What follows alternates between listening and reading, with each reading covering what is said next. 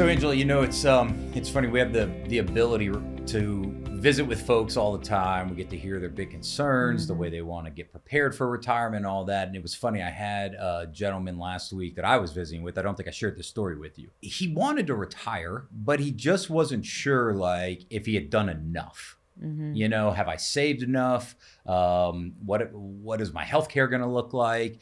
How do I know where I'm going to take money from? Just all those common questions. So, it got me thinking, there's probably a ton of people out there that are feel asking that way this. too. Yeah, and feel that way. How long until he wanted to retire? Did he give you an idea? Kind of like everybody. It's like, hey, I think probably 2 to 3 years. However, if it happens tomorrow, I want to be prepared for it. Because I think there's this underlying current right now of folks that are getting more senior in their working careers. And I think a lot of them are starting to get very nervous. Agreed. About being downsized and layoff, right? And I think, obviously, those are kind of the first employees, unfortunately, that corporations look to lay off, is ones that have a high salary and maybe not a long time horizon. Yeah, absolutely. I don't know how much we're supposed to talk about that, but we do notice that in our office because, like you were saying, we do get the privilege of talking to people that are thinking about retirement every single day. Yeah. I've been talking with clients about how I didn't really understand what a valuable resource I was, quite frankly, but not that many people get to really sit and talk to people going through this exact stage every day. But go ahead. Yeah, so I thought, it'd probably be helpful to just talk through some of those basic things that people need to ask themselves and think about as they're getting ready to retire, within maybe 3 to 5 years of that date. Some things they need to look at. So what would you say, based off of like the folks you've been visiting with, if someone came in and said, hey, do I have enough to retire? What would be maybe the first thing you would ask them? Well, the very first thing I'd ask them is, well, when are you thinking about retiring? Of course. But I always dive into a deeper conversation then. It's really, are you thinking about retiring? Do you want to retire? Is the true story really, I'm working as long as I have to, but I want to retire as quickly as I can? So I'm really digging into the time period they want. And then to me, it's all about, well, a big part of it is about time and money. So, okay, what is the time period? And then when I'm talking about money, like how much money are you really looking to have? We really have to hone in on that exact number. That's what I start to try to figure out right away, because it's the numbers that we have to figure out to give us the permission, if you will, to go ahead and retire. Then we just have to organize the money the right way. But what are your thoughts about that? I think that's the way I generally like to approach it as well. I think, bringing them back, like when we talk at our live events or we talk on, TV or radio about that sit on the porch number. Absolutely. And, what is that number? Why is that number important? I think, it's something that seems to be intuitive to most people, but that sit on the porch number really being, hey, if I didn't take a vacation or do anything really fun, if I just needed to sit on my porch every day, what does it cost me to do that?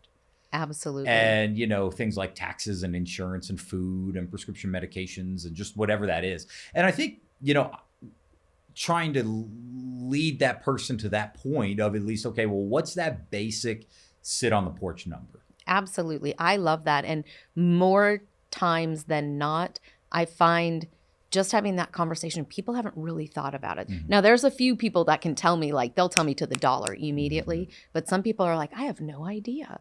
And so, that budget tracker we put together, I am passing that out in droves. And the budget tracker, just so everybody knows, that's really measuring those basic needs that we need to have met, like our mortgage if we have one. And then, by the way, let's not forget our property taxes. So like you were saying, just those things that we absolutely need to pay to sit on our front porch. I think that budget tracker, I have gotten tremendous response from that, so that people can actually see what they're spending and what they need to spend. I think you're right. I think, one of the other things that is so important when we look at that is, there's sometimes a disconnect, I think, between what people tell us they want and then the reality of what actually has to come out of their retirement accounts. Because I know we've talked about this in the past. I know we've talked about this in the past where, it's very unnatural for most folks to enter retirement. There's a lot of apprehension. Yes. Because it's a complete 180 shift, right? I mean, when you're working and you're putting money into your retirement accounts, you're saving. Every time the market drops and you put money into those retirement accounts, that's a great thing. Buying low. That's right. You're buying low. Where then you retire and will complete 180, right? Now I'm taking money out. The market drops. It's a horrible thing. Yes. And I think there's a lot of apprehension about, well, where does the money come from? And I've had a paycheck for 40 years, and how do I structure a paycheck for myself? And do I take it from a taxable account versus a non-taxable account? But a lot of times when people tell us they're set on the porch number, one of the things they're really meaning is, this is what I want after taxes. Absolutely. And they haven't quite thought about, if they say, I need $5,000 a month. We really know. and there's a 20% tax they have to pay, and most of their money is in that 401k or IRA, like most people in the Metroplex. That's where their money is. Yes. You know, we have to factor that in. Absolutely. Right? And we naturally do that. Of course. But I think you're bringing up a very valid point, because so oftentimes people will come in and I think people should be proud of whatever they've saved. Of course. And they think they've saved $1 million, but it's all in their 401k, and I am the one that's breaking the news to them that they've done a fantastic job of saving. However, we still owe taxes on all that money. It's not really $1 million. Let's have a talk about this account so we understand it. Yeah, exactly. So when I was helping him last week about it, you know, I said, well, how much do you think you need every month to make your lifestyle work? That sit on the porch number. He said $5,000 a month. And then he said, so I think $60,000 a year. You know, hey, I've saved, $1.2 million. Yep. So I think I ought to be able to, get 5% out of the account or whatever and make it work. The issue is, it was all IRA money. So you need $60,000, but you're going to pay, let's say, 20% in taxes. We've got to take $72,000 out of this account. Well, that changes things. Yeah.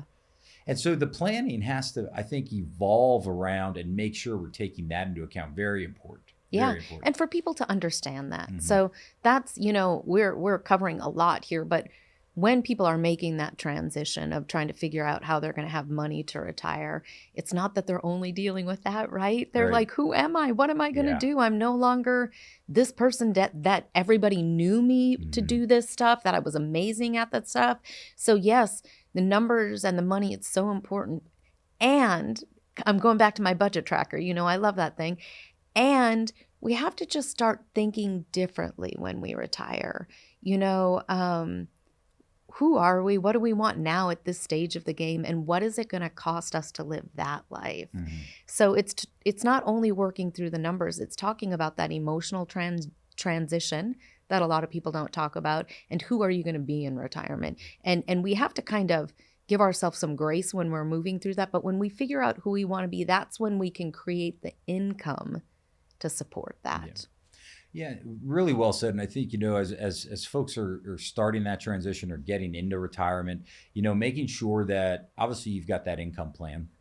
You've got the ability to look at in writing, built by a certified financial professional, a income plan that is written that basically says, hey, this is the amount of income you can safely withdraw.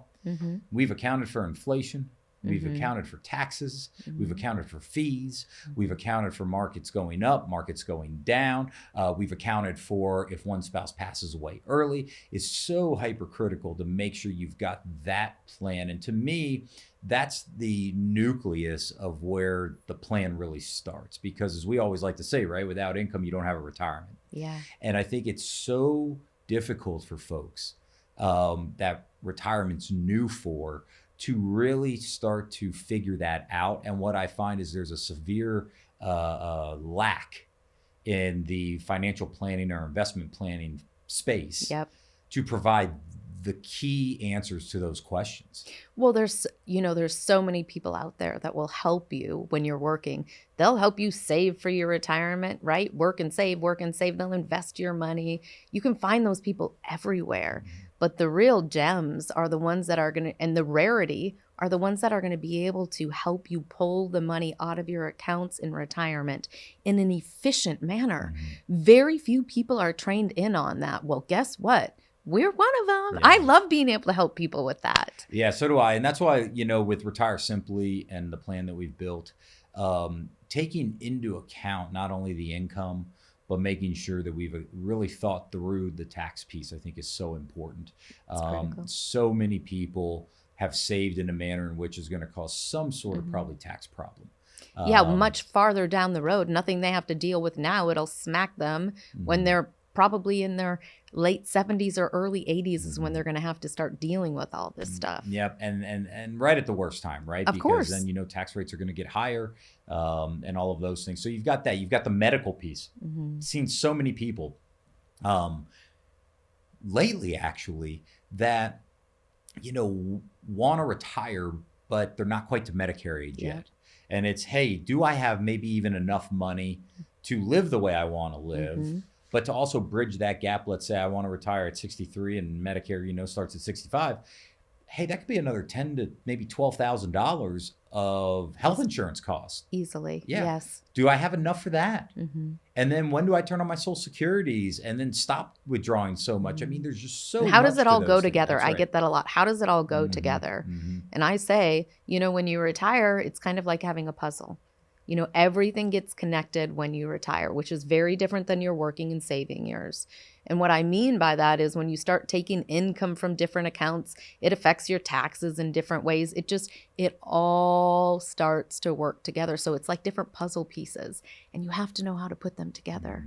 And we can do that in a really efficient way. And what I'm finding too, honey, when I'm talking to people is if I'm able to break it down in a way that they understand, how we always are so focused on that. But when I really see it click and they understand, I see tension leave their body, because they feel responsible now for their own money because they get it. Right. Which is fantastic. Yeah, I mean, it's why we created RetireSimply to be just very simple kindergarten style language, right? It does no good to give someone a 50 or an 80-page plan with a bunch of words that we know, but they have no idea what it means, right? That's like me going to the doctor recently and saying, hey, here's what's wrong with you. And then I have to read a medical journal to really understand what the heck I've got and what the, treatment is, right? Yep. I mean, the doctor knows what it is. I have no idea. It's like, listen, I need it so stupid simple, like take this pill twice a day. Yeah. So it's like, hey, structure your accounts this way to make sure you don't run out.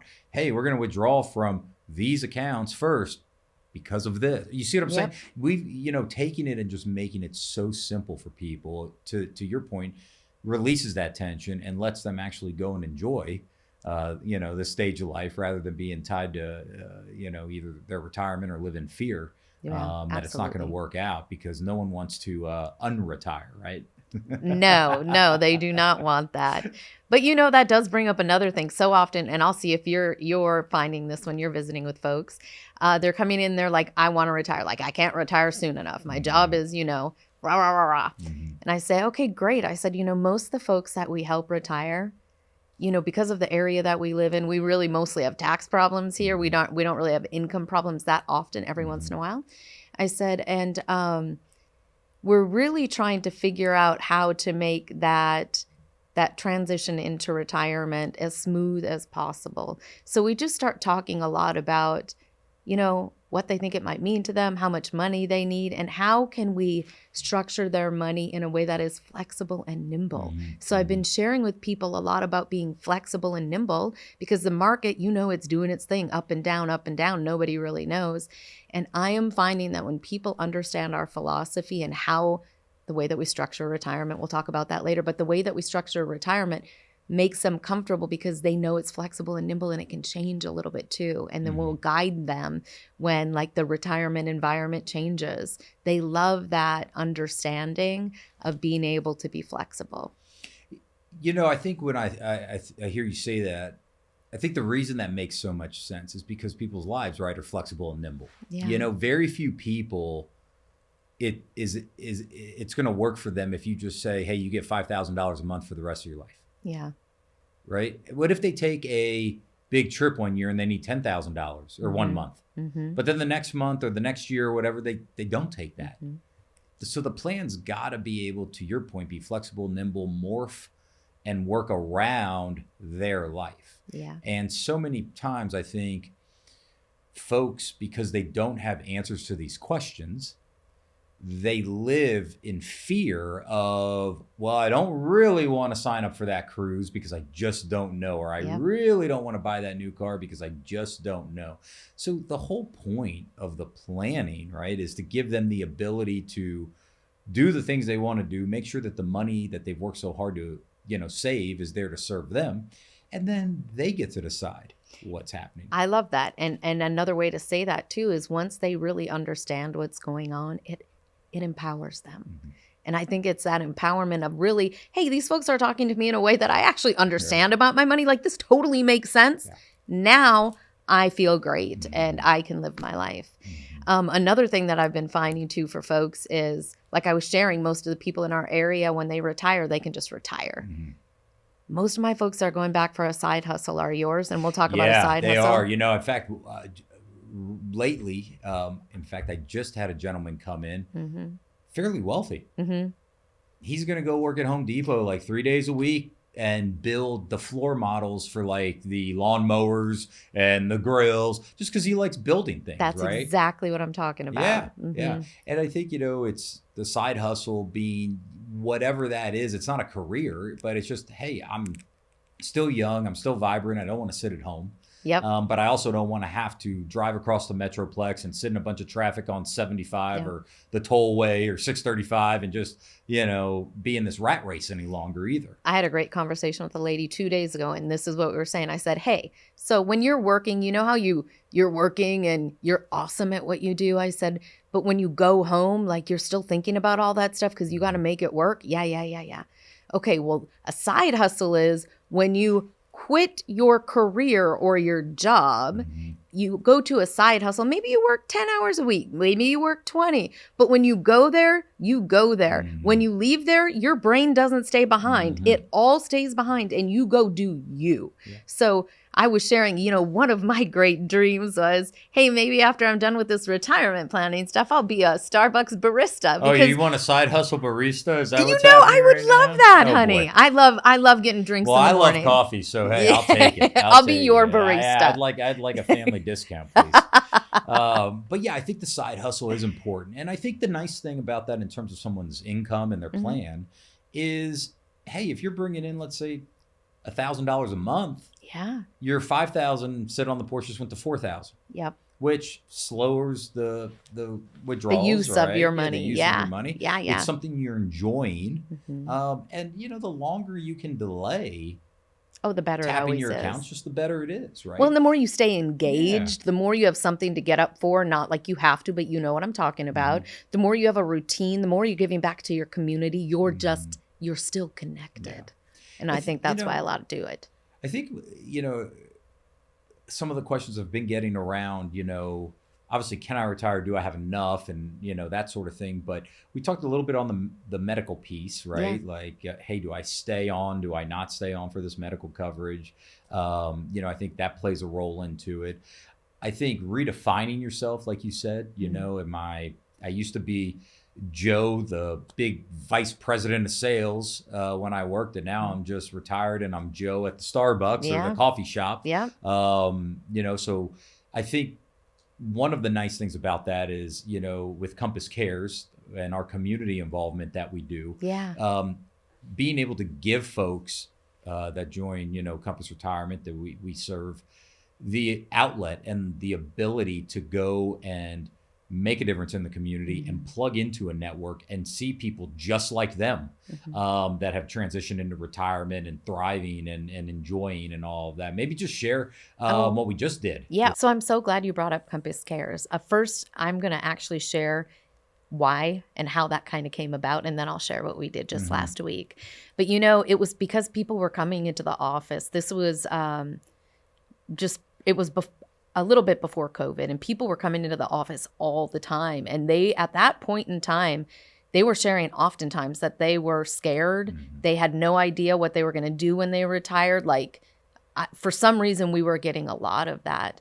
And Scott and I have always been really involved in community care. You know, we love to be involved in our community. And so we were chatting and thought, hey, you know, we like to keep our team strong. We like to keep our team growing. We want to keep our clients strong and keep them growing in their lives. Why don't we all start getting together? And doing good in the community together. Well, we had this great idea. We put it together. We started doing it. And then COVID came, so we couldn't invite our clients. But we have been able to have several Compass Cares quite recently. The very last one we just did was at a food bank. And it was fantastic. We had probably, how many clients were there? Like 15? About 15 of our clients and our team. We got to go to the food bank up in Louisville, and we served most of the day. We split up. Why don't you share about what you were doing, then I'll share about what I was doing there. Yeah, so the food bank, what I was responsible for was, it's actually, they have built almost like a small grocery store. Yes. It looked like, I mean, like a mini version of a grocery store. Super cool. That, you know, underprivileged folks could come to and grocery shop. Yes. And some of the team that we had there was working the checkout and the bagging. That was people me. Checked out. Yeah. I was more of a stock boy. Yeah. So I was running back and forth to the coolers and the warehouse and getting, you know, cucumbers and cabbages and canned goods and all those things, and just, you know, making sure the shelves look good and keeping all everything of those stocked. things. Yeah, keeping it stocked up. The other part of the team was actually making big Ziploc bags that they were putting in like a cup of noodles and, you know, Pop-Tarts and just some different foods in there. Mostly for kids, I think that was. Yeah, for underprivileged kids that, you know, because one of the big things that I think a lot of times folks don't think about is, you know, there's a lot of kids out there that don't get a lunch during the summer that the school provides when they're in school. Mm-hmm. So a couple of years when we donated like all the Chick-fil-A to the plate. Yeah, there was a neighborhood complex, that had tons of kids that needed some. But I think, you know, that's a really good thing that I want to make sure we keep doing with Compass Cares. I think it's really important. But, you know, I think it goes to the point of building a community for people to plug into, because you're right. We one of the things we hear a lot from folks is, hey, what am I going to do when I retire? I can only play so much golf, or I can only, you know, craft so long, or, you know, whatever it is. You know, and people, I think a lot of times, you know, like, for instance, Steve came in a couple weeks ago, and he's been retired for a couple of years. Mm-hmm. And we had met him, you know, years before he decided to retire. So we knew him a couple years before he retired. He's been a couple years into it. And one of the things Steve and his wife would always tell me is, I want to travel. We're going to travel. And they have been a little bit, right? With COVID in there, obviously it's a little harder, but they're starting to. He comes in last week for, you know, a visit with us. And I'm asking him, well, where are you going? And he said, you know, he's like, we're just not traveling as much as we thought. Mm-hmm. Like, we're still doing it. I'm hearing that too. We're still doing it. But the vision we had of, we're going to be jet setting and on these river cruises all the time and all this, maybe two, because, you know, what I think happens is they start to say, well, yeah, I'm traveling, but I'm missing out with the kids or the grandkids, and they've got activities, and it's end of the school year, and just all these things that are happening, right? So I think that's another thing that folks have to work through as they go to retire, right? Is like, hey, this vision I thought I really wanted, I'm getting it, but maybe not quite to the extent that I was. So what am I doing with this other time? Yeah, right. That's a big thing. And I think that's where Compass Cares or the side hustle or something like that really, really matters. Last year, you know, we were getting quite a few folks that wanted to visit, and obviously scared about the stock market and what's going to happen. Do you think we're going to be okay?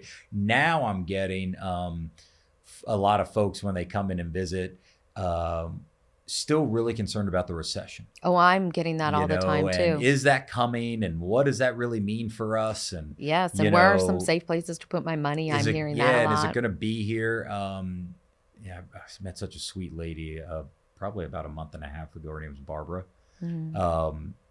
so concerned though, so completely concerned about the recession and is the stock market going to collapse? And I'm hearing about real estate, you know, kind of all the media scary headlines. Yes, of course. And so we had to have this conversation about, well, what does that look like? Could a recession be here or on its way? I mean, I guess it depends on what definition you want to use. Right. And then, you know, how does having a plan around that really help you? So I was helping Barbara as we were going through this and talk about it. And, you know, what I shared, and I know you share the same story, but, you know, when we were just up in Manhattan at Barclays Bank, for that big conference, and we were having lunch with their chief economist, you know, what he said to us, I took really to heart is, hey, you know, I mean, this is, you know, the chief economist of Barclays Bank, the second largest bank in the world. Right. No, I remember, and it kind of matched up with what we were thinking. But share. You know, as he shared with us, like, hey, you know, next year, 2024 is really when I think this downtrend, all comes to a head.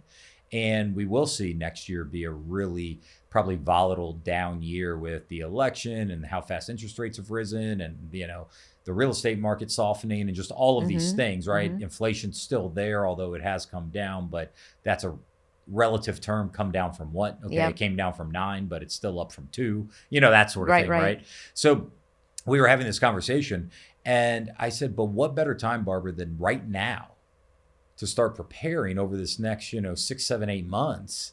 Yes. So that when that happens, or if that happens, you've thought about it and you've got a plan for it.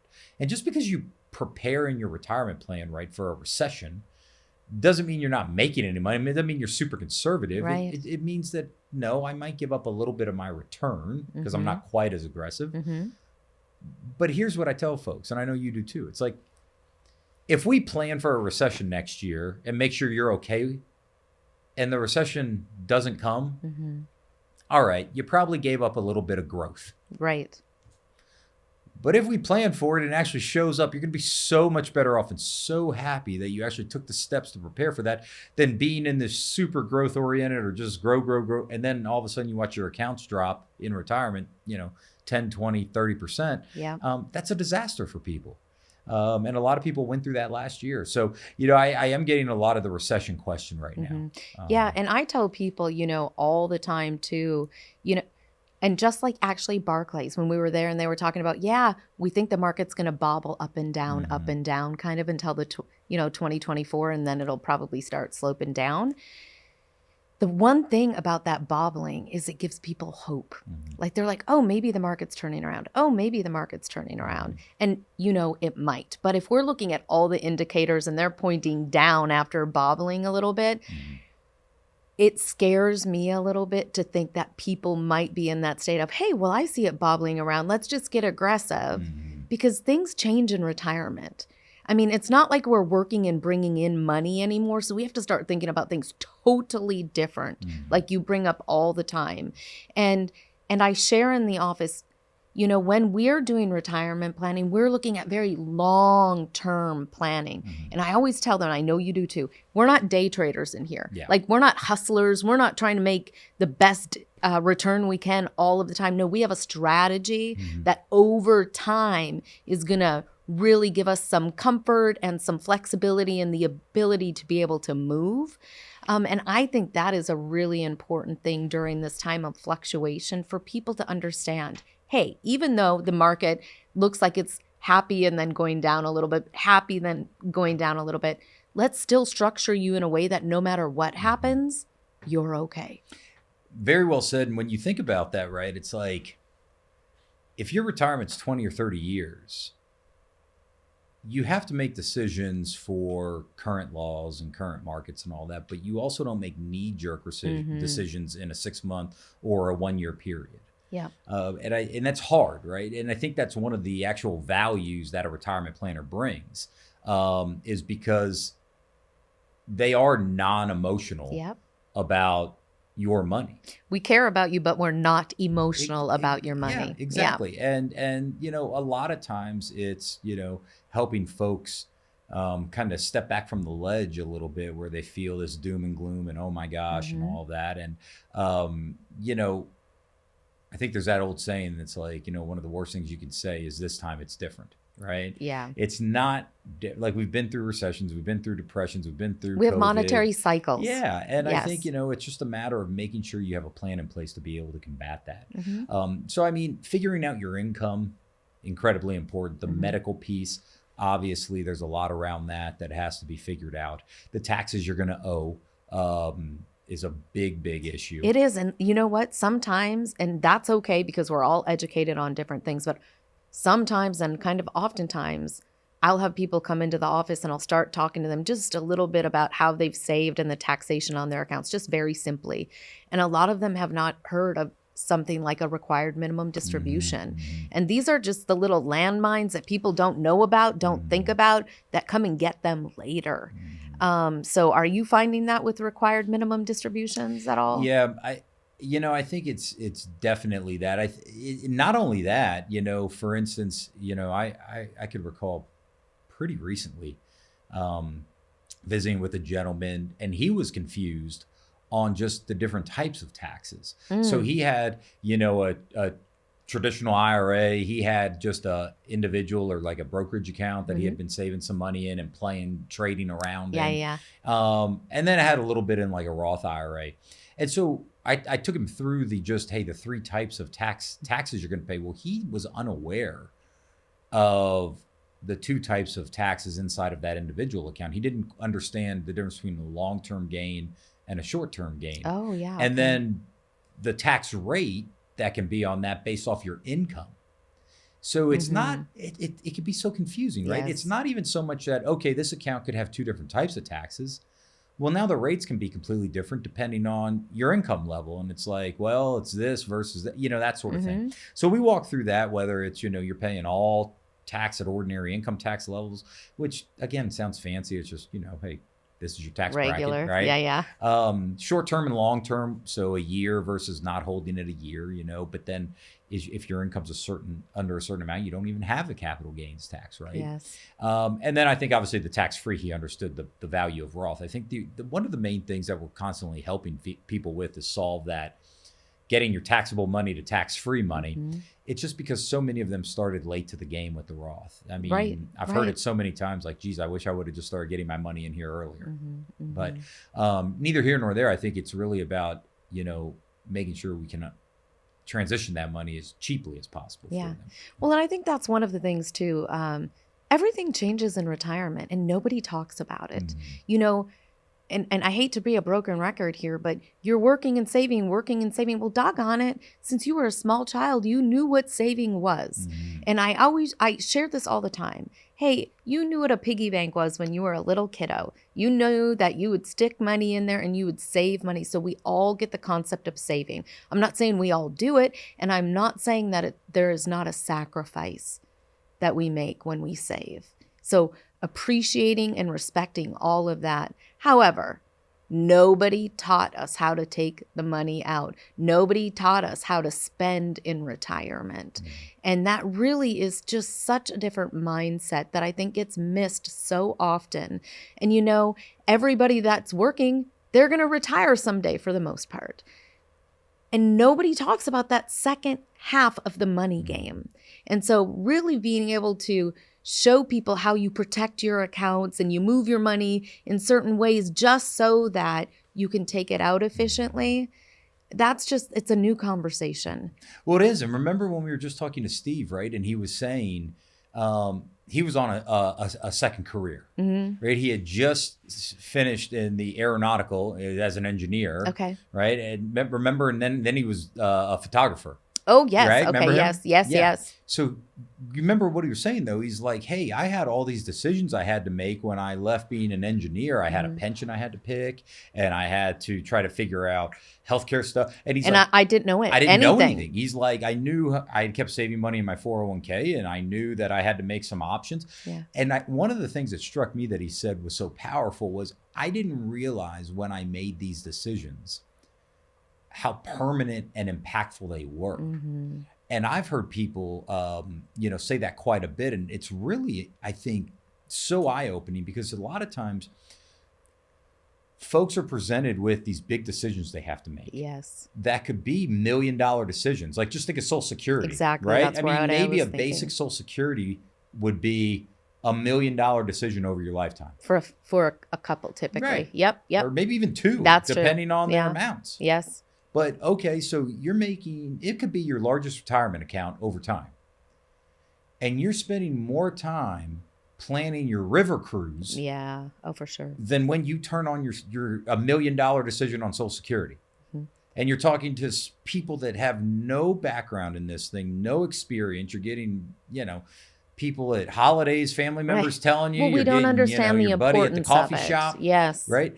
And I think it's so important that folks have a resource and an outlet and a place to be able to go and get a plan. Mm-hmm. And folks that have experience going through that. Well, and Steve was even saying, hey, I retired. They told me I had to check one of these boxes. Mm-hmm. There was nobody to guide me on it. I had to select it. And honestly, it kind of broke my heart because people come in and talk to us all the time. I forget that there's people that don't understand that there are resources out there to help them. Mm-hmm. And they are making these decisions without putting thought into it. With the help of others. Mm-hmm. They're going to give it the best they've got. But just like if someone told me, hey, Angela, your car broke down, fix the engine. I'd be like, are you joking me right now? Yeah. Like, get someone over here that knows how to do this. Mm-hmm. And I think it's like the same as like if you go to the doctor, right? Or the mechanic. That's a good example. Most people know what they want the end result to look like. Yes. They're just unsure how to get it. Right. I want my car to drive. Yeah, like I want my car to run. Or I went to the doctor and this is hurting and I want the hurt to stop. Yes. I don't want to read your medical journal and I don't want to have to read this 80-page pamphlet. And I don't want you to talk to me like I'm an idiot. Right. Or in language I don't understand. Fix it. Yes. And that I think is, that's at the core of what we've built and how we've tried to build RetireSimply as a plan to where it's like, hey, this is hurting. And not only maybe you feel the pain now, but let's also talk about some things that your future self and the pain your future self may feel when you have a mandatory distribution or a loved one pass away early or tax rates go up or the market drops, right? Let's plan for those things too, so that when they happen, you're still on that river cruise or you're still, RVing or doing the things you want to be doing. I think one of the things that I learned, and I think you probably learned this too early on, is, if you're not specific with anything, you're bound to get it, right? Yes. In ways that you don't understand. And our process is not for everyone. That's true. It's not for the do-it-yourselfer. It's not for the folks and the engineer that want to deep dive into alpha and beta and standard deviations and all. We can have those conversations, but it's not for them. Right. Who would you say, Angela, would be the ideal candidate or the ideal person that RetireSimply would really, really work and help? Oh, that's a great question. I would absolutely say, well, most people in our area, they're really good savers. So, of course, they have to be savers because they have to have something to retire on. Typically, what do you mean you retire on? Well, they need to have some income. Oh, okay. Some money saved so we can help them structure things, to make their money last longer than they do. But I'm usually finding it's those people that were really good in their profession. They were proud of what they did. Saving has been important to them always. They do not live over their means. They almost always live beneath their means, of course. And it's people that have just been so focused on their career, honestly, that they haven't thought tons about retirement. They want to retire. They know they want to retire. They don't know how to do it. They might have old 401ks all over their place, an IRA here, and they just want someone to help them. They want someone to talk to them in a way that they can understand. They don't want someone to talk at them. They don't want someone to talk over them. They want someone that they can really talk to, have a very real conversation with. They want to share their fears. And some of the top fears are, hey, I just want to make sure I don't run out of money. I hate paying more taxes than I have to. I love this country, but I only want to pay the amount of tax that I need to. And, I don't want my burdens passed on to my kids, whether they're financial burdens or health burdens. I don't want them passed on to my kids. Can you help me? Mm-hmm. That is who I am looking for. And my answer is, as long as you're nice, you betcha. Yeah. Well, the nice is one of the main things. Yeah. But you're right. I think it's something where, at Compass Retirement, and this is the reason we set up the company the way we did, we believe if you found your way into our office, there's a reason, and we're going to bend over backwards to help you some form or fashion. Yes. Sometimes the help we can give you is, hey, just keep doing what you're doing and save. Yeah. Right? Maybe you don't have a lot of money to start. Mm-hmm. And we can't do a full-blown retirement plan for someone that has $10,000. That's right? true. Yes. Or even $100,000. Right. I mean, the type of planning when you're talking about a 20 or 30 year retirement, now there's things we can help those folks with, mm-hmm. but you got to have something to start with, to your point. Right. And typically, I was going to say, what do you think a good amount is? For our plan, probably somewhere between $500,000 to $2 million is probably a good starting spot. Now, it doesn't mean if you have below $500,000, there aren't things that we can help people with. Mm-hmm. But it may not be a full-blown retirement plan. Right. It may be, hey, let's structure your investments this way, or, that sort of thing. Mm-hmm. But there are things that are going to touch everyone typically, mm-hmm. that regardless of the amount of money they have, like a Social Security decision typically, or a pension decision. Yep. Right? That's probably a Medicare decision. Exactly. And we're very experienced, obviously, at helping people plan that as well. Mm-hmm. So, I think making sure that we get folks in there that need the help and want the help. And I think the last part is value the help. Yeah, what do you mean by that? And what I mean by that is, a retirement plan and the amount of care and time and energy and effort that our team puts into that, mm-hmm. building a written retirement plan to be able to show someone, it's a lot of work. Oh, yeah, it is. And, it's one of those things where it's custom for that person. Yeah.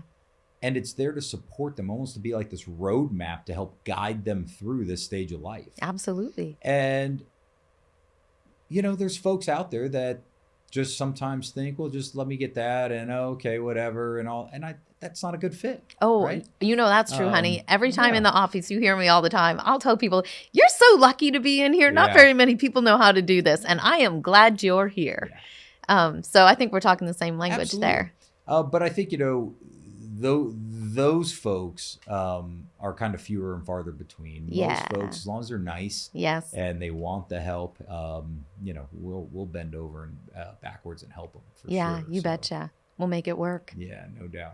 One of the things I tell people too all the time, oftentimes, and I love working with couples, I love working with individuals, and I end up working with a lot of women. Mm-hmm. We speak the same language. And I'm telling them all the time, hey, if we can just talk about this in a way that you understand and get this set up, mm-hmm. your entire retirement changes. Every cup of coffee you have in the morning is going to be different than if you don't know how your money's working for mm-hmm. you. So again, I always pull back to that, how it makes us feel stuff, but really money is just here to serve us. Mm-hmm. Getting it organized in a way that we understand allows us to feel like we're in charge of our money and we can captain it. We know what's going on. And that is the stuff that empowers us really to enjoy our retirement, in my opinion. Mm-hmm. But that's what I'm always striving to do when I'm helping people. Well said. So if you're watching this right now and maybe you're 3 to 5 years away from retirement or already retired, and you've got some of those nagging questions in the back of your head, like, do I have enough money saved? Where's my money going to come from? What is the IRS going to take from me? What about my health care? And, if I pass away, is my spouse going to be okay? Is my family going to be able to inherit my money the way I want? If you've got these questions and they're nagging and they're eating at you, I'd encourage you to pick up the phone or click below and schedule a time to visit with us. All we're going to do at that visit is learn a lot more about you. We'll share with you a little bit more about our Retire Simply plan and decide if it's a good fit. But we cannot do anything until you pick up the phone or you click below and take action. So I encourage you to do that. Click below, pick up the phone, give us a call. We can't wait to visit you in the office. If you heard something that spoke to you, whether you're concerned about, hey, I don't know if I've got enough money to retire, or wow, I haven't thought all of this through. What do I do with all my leftovers? You know, what's going to happen to my money and my stuff when I'm no longer here? Or just how do I make this retirement work? You know what you need to do. You need to take action. It's the only thing that's going to make you feel better. And this is your retirement. And we want to help you. We want to make it simple. Just pick up the phone or click below, schedule a call. We are here to help you.